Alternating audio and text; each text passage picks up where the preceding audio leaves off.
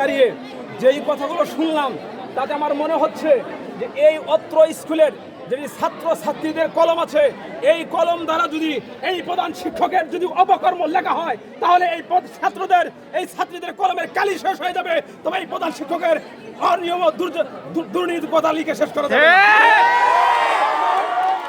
ছাত্ররা ছাত্রদের জায়গা থেকে তারা বুঝতে শিখেছে, তারা বলতে শিখেছে।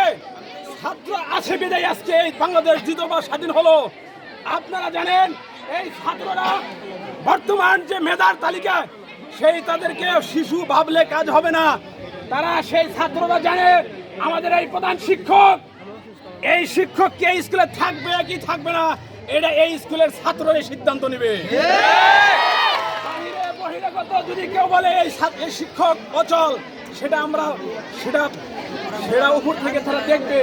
কিন্তু যে শিক্ষক যে ছাত্র ছাত্রীদেরকে পড়াশোনা করবে, সেই ছাত্ররাই যদি বলে আমাদের শিক্ষক একজন চোর, একজন দুর্নীতিবাজ, একজন ফ্যাসিস্টের অনুসারী, তাহলে ওই শিক্ষক ওই স্কুলে কোনোভাবে আসতে পারে না। ভাইরা আমার, কত জায়গায় দুর্নীতি আমি শুনতে পেলাম। এখানে ফর্ম ফিল আপ নিয়ে দুর্নীতি, সার্টিফিকেট যখন নেওয়া হয় তখন দুর্নীতি, প্রত্যেকটা বাচ্চার পরীক্ষার সময় দুর্নীতি।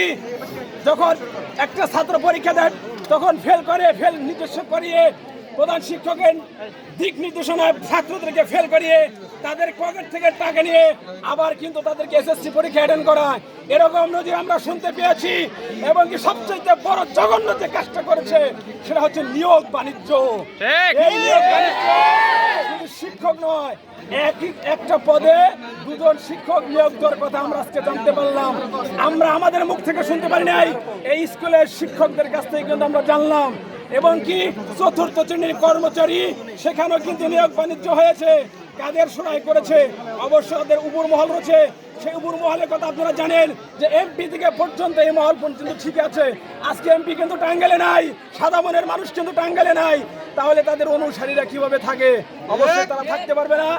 ছাত্রদের যে দাবি, হয়তো বা সেই প্রতিষ্ঠানের টাকা প্রতিষ্ঠানে ফিরে দিতে হবে, নাকে খত দিয়ে ছাত্রদের কাছ থেকে ক্ষমা চেয়ে ছাত্ররা যদি ক্ষমা করে তাহলে সেই শিক্ষক সেখানে থাকতে পারবে, নয়তো থাকতে পারবো না। একজন এই এলাকার সন্তান, আমার প্রাক্তন ইউনিয়ন ছিল এটা কাতুল ইউনিয়ন, বর্তমানে আমার মাহমুদনগর ইউনিয়ন। আমি গণ অধিকার পরিষদের সিনিয়র যুগ্ম আহ্বায়ক হিসেবে টাঙ্গাইল জেলাতে দায়িত্বরত আছি। সবাইকে ধন্যবাদ। ছাত্রদের